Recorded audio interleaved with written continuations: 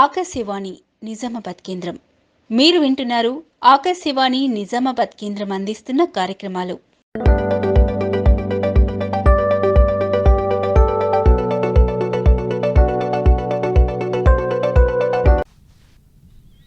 శ్రోతలకు నమస్కారం. మన శరీరంలో అత్యంత కీలకమైన నిరంతరం శ్రమించే అవయవాల్లో కాలేయం ఒకటి. మనం తిన్న ఆహారం జీర్ణం కావాలన్నా, శరీరంలోని విష పదార్థాలు బయటికి వెళ్లాలన్నా కాలేయం ఆరోగ్యంగా ఉండటం చాలా అవసరం.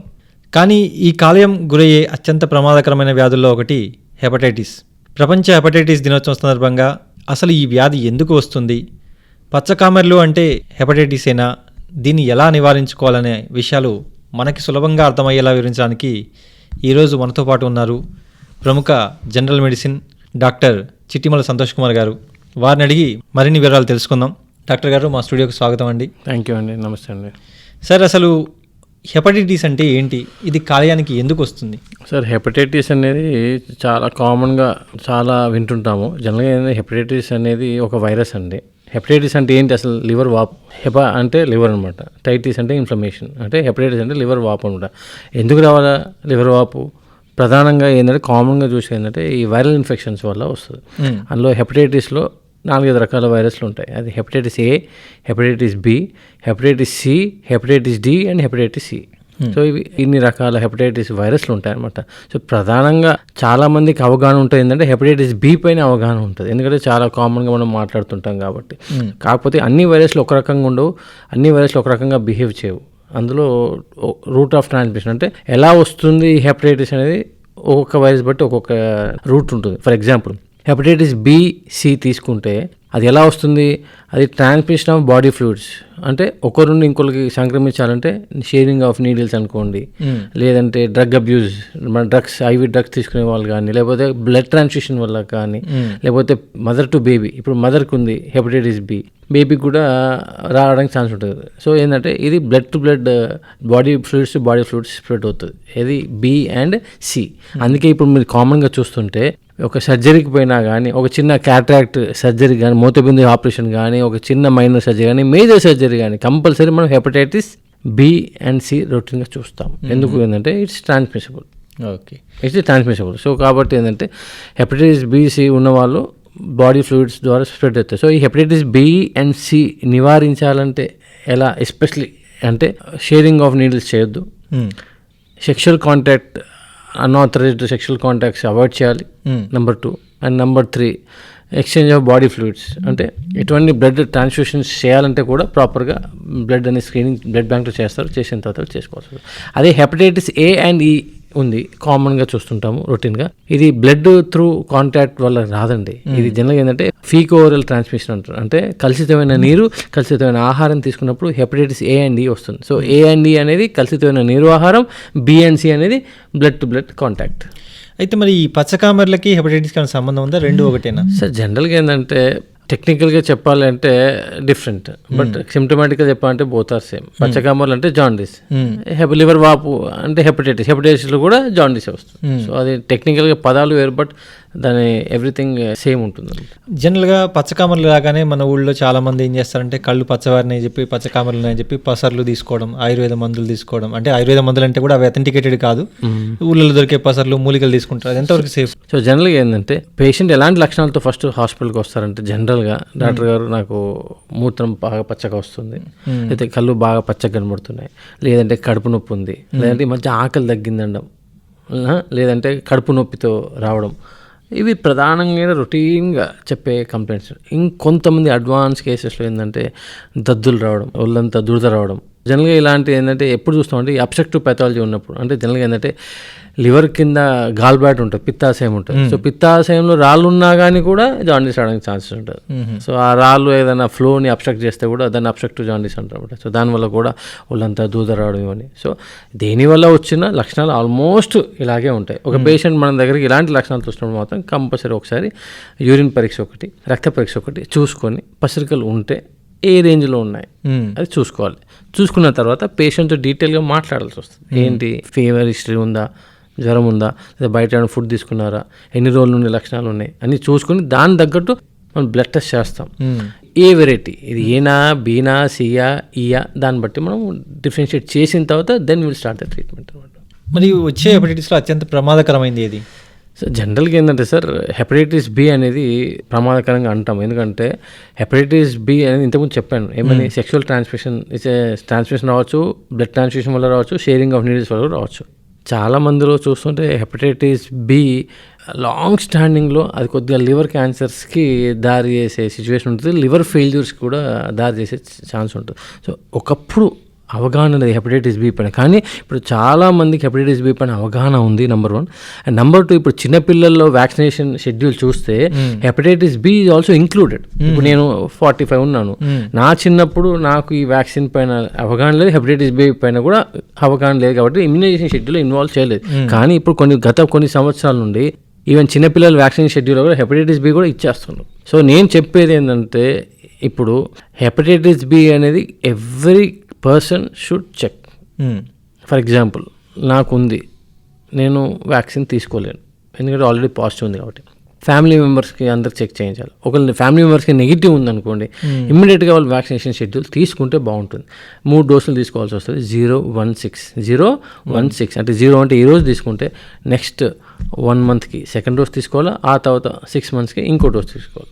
Any age group sir? Any age group. అంటే పిల్లల్లో ఇప్పుడు షెడ్యూల్ అది మ్యాండేటరీ అయిపోయింది.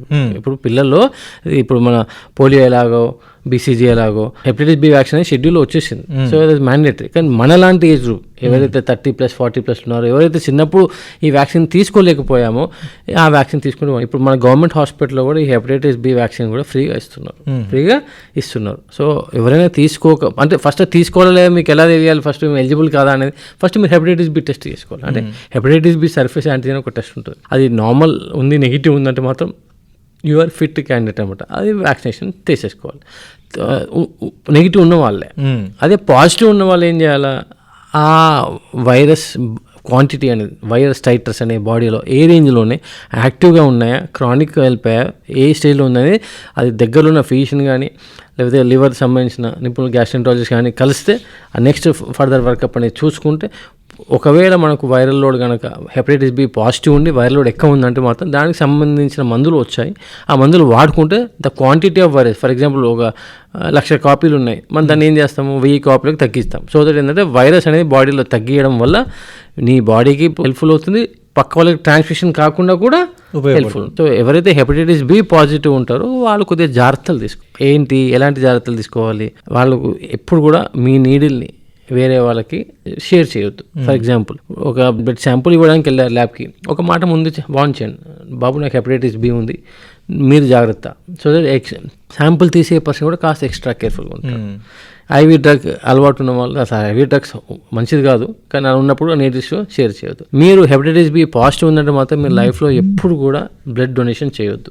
ఎందుకు, ఆ బ్లడ్ డొనేషన్ చేస్తే కూడా అది అన్ఫిట్ ఎలిజిబుల్ అవుతుంది, మళ్ళీ వేరే వాళ్ళకి వచ్చే ఛాన్స్ ఉంటుంది. కాబట్టి మీరు హెపటైటిస్ బి ఉన్న వాళ్ళు మాత్రం బ్లడ్ ట్రాన్స్ఫ్యూషన్ చేయొద్దు.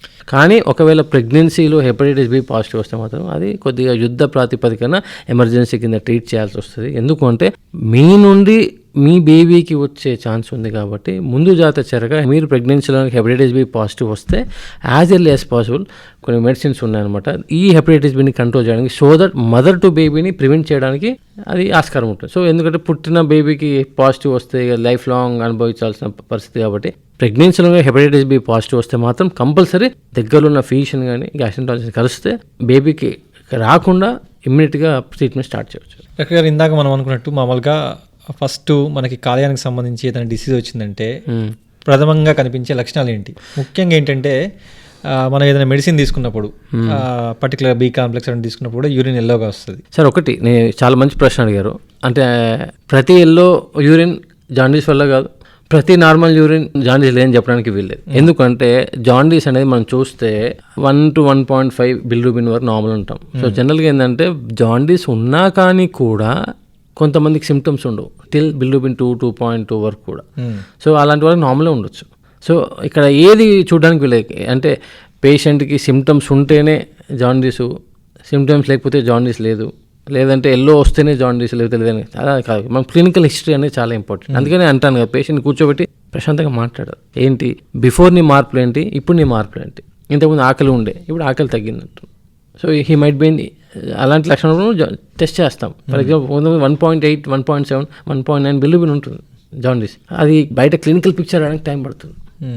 సో పేషెంట్ ఫర్ ఎగ్జాంపుల్ పేషెంట్కి ఏ లక్షణాలు లేవు, బాగానే ఉంది, ఆకలి బాగానే ఉంది, బాగానే తింటున్నాడు, ఎటువంటి ఇష్యూస్ లేవు అన్నప్పుడు రొటీన్గా బి కాంప్లెక్స్ వేస్తున్నప్పుడు పెద్ద టెస్ట్లు అవసరం లేదు. ఎందుకంటే సిమ్టమ్స్ లేవు, ఎపిటైట్ బాగుంది, ఫీవర్ లేదు, కడుపు నొప్పి లేదు, వాంతి లేదు, రొటీన్ బి కాంప్లెక్స్ వేసుకుంటున్నాడు, యూరిన్ ఎల్లో వస్తుంది, దట్స్ ఫైన్, అక్కడ డిఫరెన్షియేట్ చేయొచ్చు. కానీ పేషెంట్కి సిమ్టమ్స్ ఉంది, ఎల్లో వస్తుంది అంటే మాత్రం మనం కొద్దిగా డౌట్ పడాల్సిందే, క్లారిటీగా టెస్ట్లు చేయించుకోవాల్సిందే.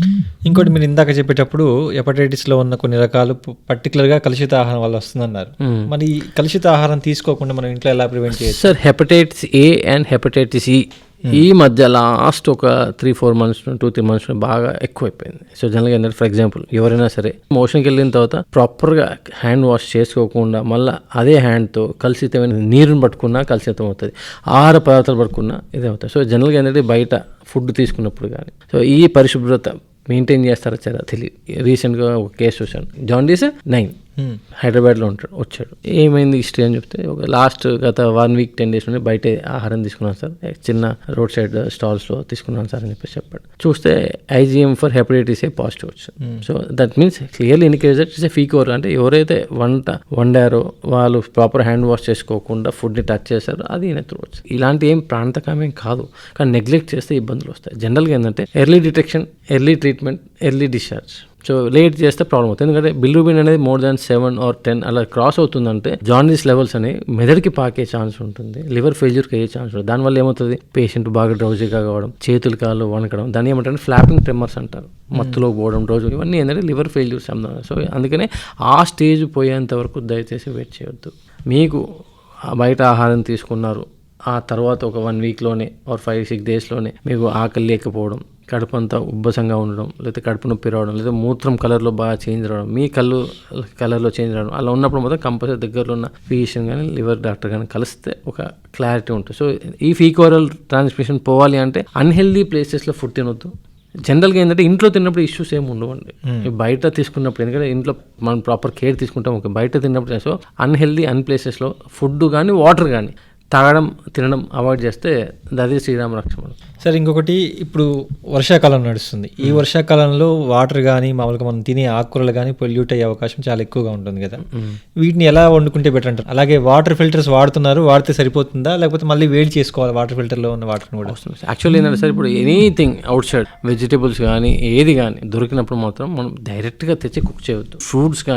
ఫ్రూట్స్ అయితే ఏం చేస్తాం, మనం కాస్త సాల్ట్ వాటర్ వేసేసి అందులో క్లీన్గా చేసేసి తీసుకుంటాం. అదే వెజిటేబుల్స్ కూడా it has to be properly clean and properly boil and then we have to cook. ఎందుకంటే అది ఏ వాటర్లో, అదే చెప్పాను కదా ఫీకోరల్ రూట్ ట్రాన్స్మిషన్ అని చెప్పాను, అంటే ఆ కలుషితమైన నీరుని తెచ్చి వెజిటేబుల్స్ మీద స్పిల్ చేస్తే మనం ప్రాపర్గా వాష్ చేయకుండా అవి తీసుకుంటే మళ్ళీ మనకు వచ్చే ఛాన్స్ ఉండకూడదు. So any vegetable, anything, fruits, anything డైరెక్ట్గా కన్జ్యూమ్ చేయకండి unless until it's properly packing ఉంటే తప్ప.